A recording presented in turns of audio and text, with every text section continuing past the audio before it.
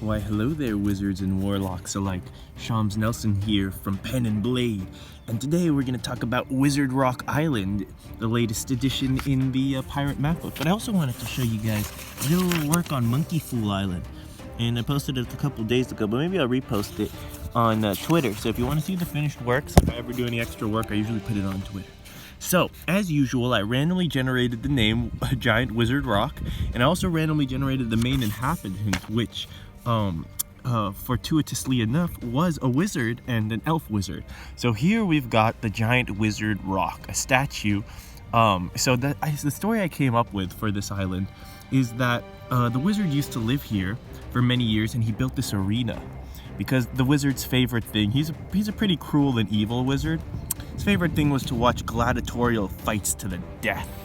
So he would love nothing more than, after he passed on, to continue to watch these all through eternity. So he devised a scheme, and he transferred his soul into this giant gemstone that's on the tiara of this huge stone statue, so that he can always watch these, so his consciousness is in there, and he watches these arenas, and he demands that a gladiatorial fight is conducted every year on the day of his death. And it's the biggest gladiatorial fight in all the islands, or maybe it's not the biggest, but the most creative. It has lots of like monsters and magical beings and traps and who knows what.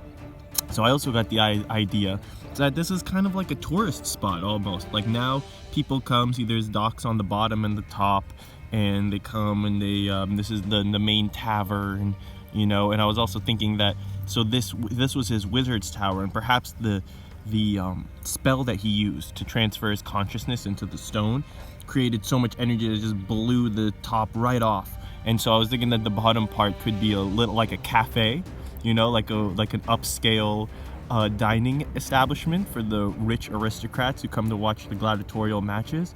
And then the rest of the tower perhaps is like a dungeon. It's supposed to be like haunted and filled with traps and creatures and all sorts of weird stuff that the wizard left behind.